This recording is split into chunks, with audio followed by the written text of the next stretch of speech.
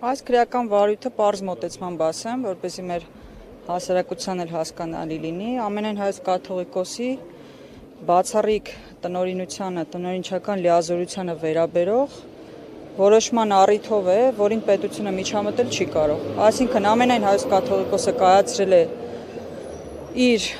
հայրապետական տնօրինությանը վերաբերող բացառիկ որոշում, որը բացառապես իր լիազորության մեջ է, իր տնօրինության մեջ է, եւ պետությունը փորձում է հիմա միջամտել այդ որոշման կայացմանը քրեաիրավական գործիքակազմի կիրառման սպառնալիքով։ Ես ուզում եմ ձեզ հարցնել, թե ձեր մասնագիտական պրակտիկայում կամ դրանից դուրս, չգիտեմ, այսպես որպես պատմական պրակտիկայում, հանդիպել եք այսպիսի նախադեպ։ Ինձ թվում է Հայաստանի Հանրապետությունը չի հանդիպել նման դեպք, երբ որ ամենայն Հայոց կաթողիկոսի նկատմամբ քննվի քրեական գործ կապված իր բացառիկ իրավասության մեջ մտնող որոշման կայացման հետ։ Օրինակ, իրավունքը, չգիտեմ, իրավաբանությունը թույլ տալիս է, որ սա վիճարկվի միջազգային արձակում։ Նկատի ունեք որոշումը վերջնական դատարանի։ Չէ, որ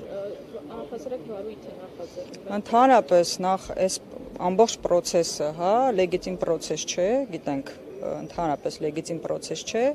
եւ ավելին միջազգային եվրոպական դատարանի որոշումներ կան, որտեղ հստակ սահմանազատվում է, նաեւ Հայաստանյան սահմանադրությունը այդ մասին խոսում, որ հստակ պետք է սահման գծվի, պետության, միջամտության, եկեղեցու կամ ցանկացած կրոնական կազմակերպության ներքին կյանքի միջև, իսկ այս դեպքում պետությունը ջնջում է այդ սահմանները։ Նախորդ դատական նիստին, ինչպես տեսանք, դատավորը ինքնաբացարկ հայտնեց, հրաժարվեց կաթողիկոսին դատել այս անգամ, այս դատավորից ինչ ակնկալիքներ ունեն։ Չենք կարող ասել իհարկե, գիտեք, գործը զգայուն գործ է, հարգելներս,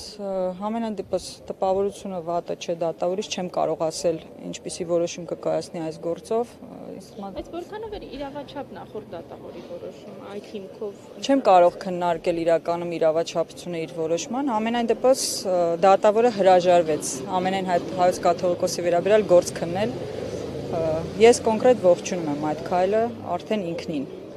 Իհարկե ավելի ողջունելի կլիներ, որ քններ եւ արդարացներ կամ հենց ի սկզբանե, քրեական հետապնդումը դադարեցներ արդարացման հիմքով, բայց դա էլ է լուծում։ Ինչպես նախապես հայտարարվել էր, վեհափառը չի գալու նիստին, չի մասնակցել։